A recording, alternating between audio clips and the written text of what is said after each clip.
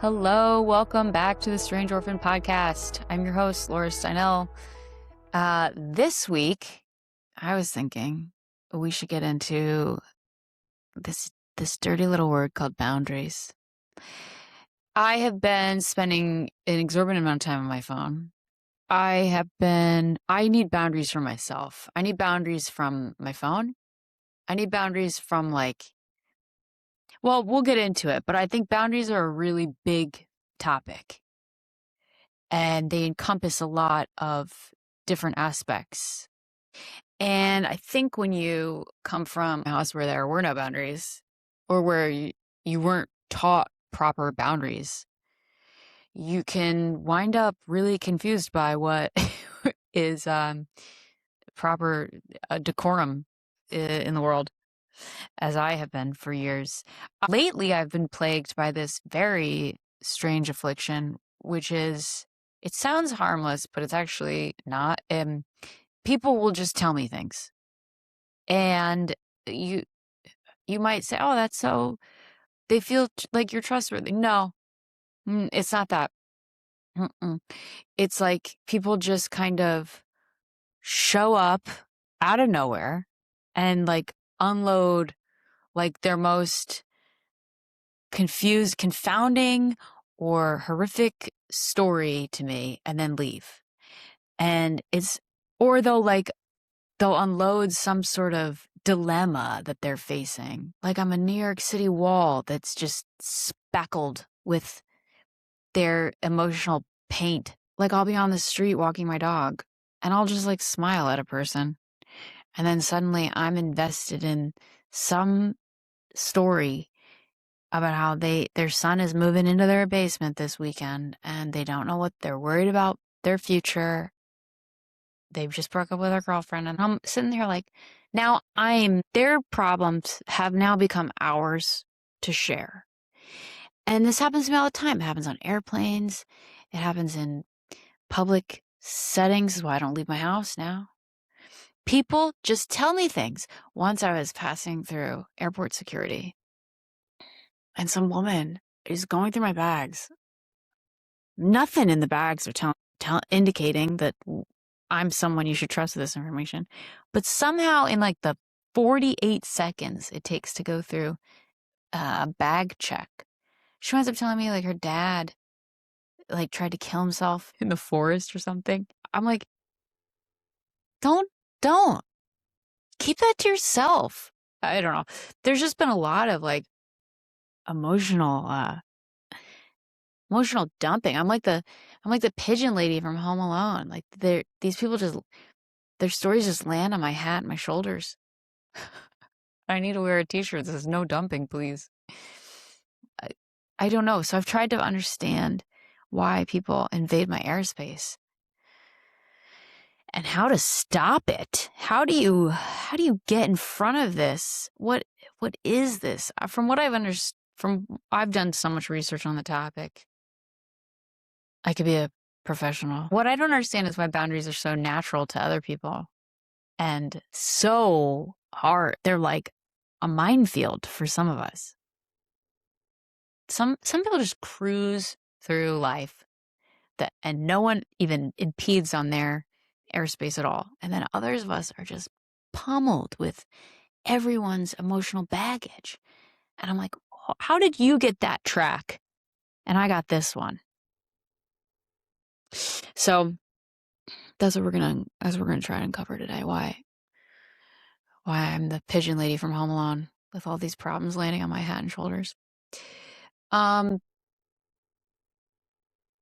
Yeah, I mean, I've done ample research on it, on this affliction of mine over the years. What I've found is there's just terms, there's words, pointless, endless words like codependency and empath and people pleaser. These words, they all exist, but what do they mean? And does it matter? There's definitions. There's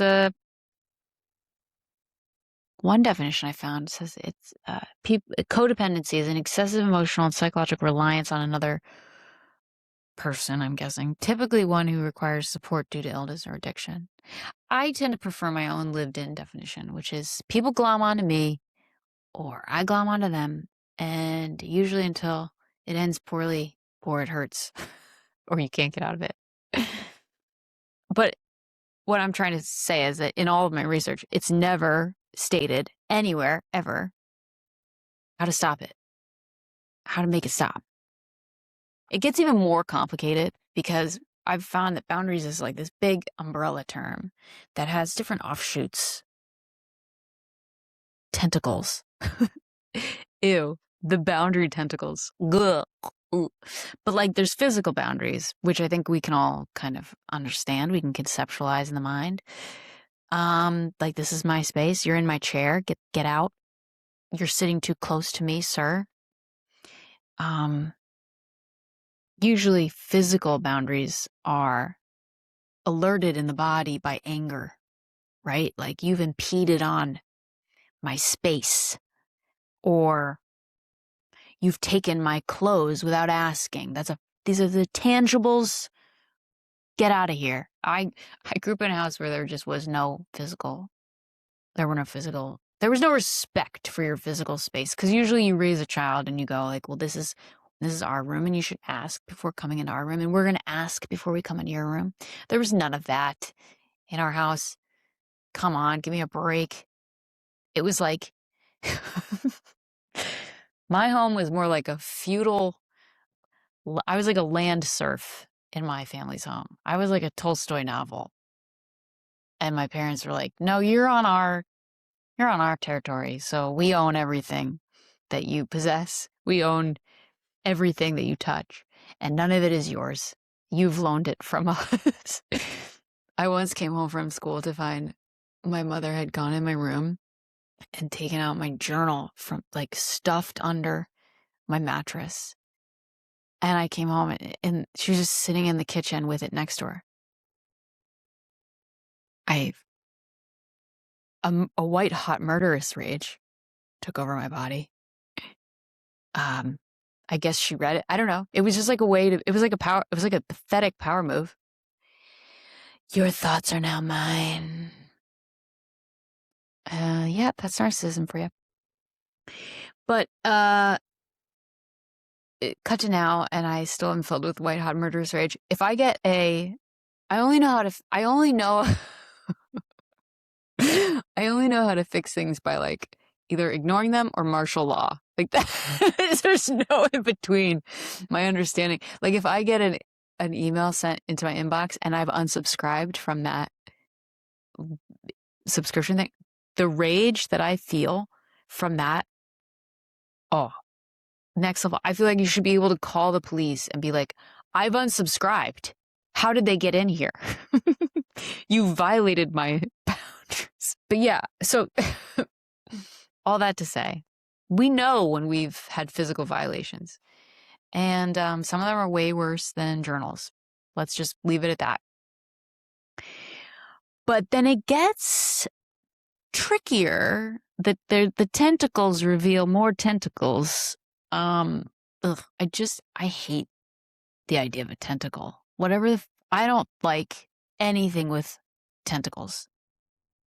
Gross. It just feels gross. I hate it. What I'm trying to say is, I need boundaries for my fucking mind, is what I need. There's a whole other subset which gets way more amorphous and abstruse and obscure, and that is energetic boundaries. And they're not cute. I wanted to talk about boundaries because I've always had a difficult time with energetic boundaries. Well, in general, I'm just someone who's really porous. Like, I guess you could call me an empath, but I don't really want to be an empath. It's like I go into a Sephora and I dissipate.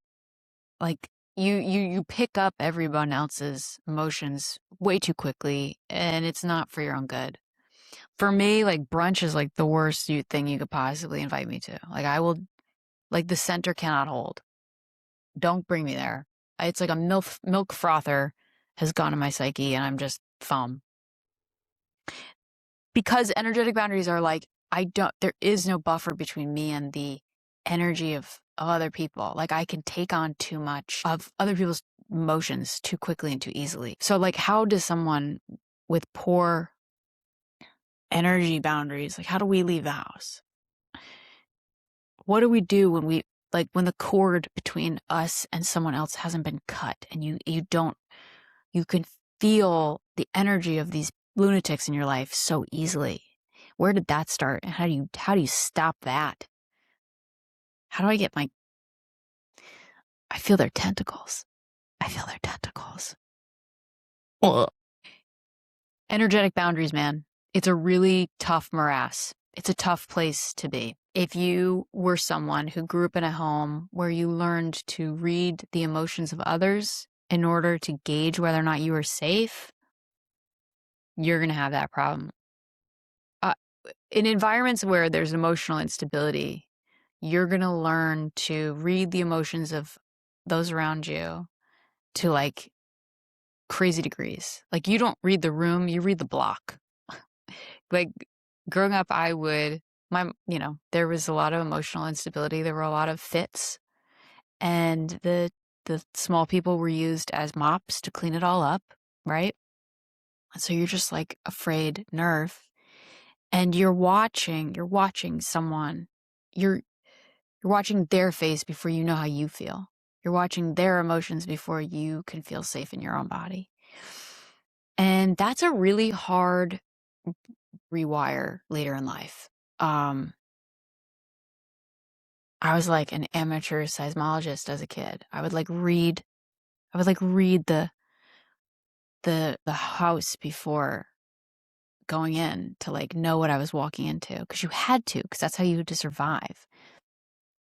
If you asked for like a snack at the wrong time, it could be your death. Like you could be that car could be driving off the freaking road because you asked for cheese and crackers. Not worth risking it. Keep it to yourself. So you learn to like micro attune. You're not even conscious that you're doing it. You're just attuning to everyone out there. You're reading the room. You're anticipating what someone might need. It's exhausting. And it's so taxing on the brain and the energy system. Like to bring your compass and your attention back to yourself, it's totally draining. It also, it kind of hones you into somebody that has an inability to relax into their own stillness without worrying about the okayness of others. Like if the people around you aren't calm and collected and emotionally stable, you're checking on them. It's a really hard brain pattern to work yourself out of. But it requires you it's like working a muscle that you've never worked before. It's like those are energetic boundaries. You have to like train yourself to let those people around you go, in a sense. I'm like the person at the airport who will watch people around me because I can't help it. And I'll like watch the person who's, rather than focusing on my own stuff, I'll watch someone and be like, they're going to leave their bag. They're going to leave their bag. She's going to do it. She's going to leave her passport. And then I'll watch and to make sure that they don't. And then I leave my coffee. We become trained to cater to the moods of those around us. And then people can sniff it out on us and they use it against us. They're like, she won't say no. I can ask her. I can dump the horrors of my life on her. She won't say no. It was like, I don't need boundaries. I need a lobotomy. And then when you do pull your energy back, oof, if you haven't done it in a while, good luck, my friend. The guilt you feel in choosing yourself. When you stop focusing on everyone else and you just let the chips fall, let the loonies fall where they may, ooh, that guilt you feel in just clocking back in with your antenna, it's very uncomfortable. It's very uncomfortable. Right after I cut ties, there was this sort of like vague lostness because I didn't know what to focus on because I had been so used to working to gain approval or working to keep someone calm, checking in, people pleasing, that I was like, I don't know what to worry about anymore. You don't realize you've been in survival for so long. And so coming out of that, you can feel like you are like a fried little lab rat set off in the big city. Like you just don't really know what you should be worrying about. And there can be like some lostness there. And uh, like you kind of feel a little brain dead. I didn't I didn't know how to overcome that stage of like, okay, I've chosen myself. Now what? It's like you have to work that muscle of now figuring out. I didn't know what I wanted. I had such bad boundaries with other people's needs and wants that I didn't know my own. And so then I had to like sit down and try to learn them. I didn't know my primary want was to just make the people around me stable and happy. But that isn't what you want for your life. Really difficult, really hard to maneuver. You also learn you've been trained out of self-trust. So in pulling your energy back from getting the approval of those around you, well, now there's this void of feedback. There's no feedback loop anymore. It's you having to give that feedback to yourself. Like, yes, you have done the right thing. Yes, that was a warranted response. No, you were okay to ask for that. Self-trust. When you've been raised in a crazy house, you don't know how to trust yourself. You only know how to placate someone that you need to keep calm. Self-trust can only be reflected to you by someone who trusts themselves. And so a lot of us just never learn that muscle. We go out into the world and then we look into the faces of someone else like, is this okay? Are we all okay? Are we okay? So yeah, I think if you're an empath, like just be careful. I kind of think we glamorize empathy when we shouldn't. I think empathy is a loaded topic because the empaths can easily be emotionally manipulated, and it's really hard to learn when to turn that spigot off. Like I think empathy is a waste of your time, frankly. Empathy is a vague, emotionally draining trap that leads to zero results. It's generalized, it's manipulative. Empathy gets you to like tell yourself a story about someone that you don't know is true. You're making it up. Empathy is like a feckless time suck. Fuck empathy. Fuck being nice. You should be kind. You should be compassionate. Like compassion and kindness demand results. Like compassion asks for you to show up at your inconvenience. Kindness is there's a tangible action attached to those things. Empathy is like an Instagram post that sounds like thoughts and prayers. It gets nothing done. Compassion is like people crossing the Caspian Sea and being greeted with like loaves of bread. So yeah, I think like fuck being nice, be good, be kind, show results, don't waste your time. And I think we can just like conflate like being nice with needing affirming feedback. Like someone said, like people pleasing is actually just like people using. It's true. Like you need something by needing to make everybody happy. So watch that. Stop needing that.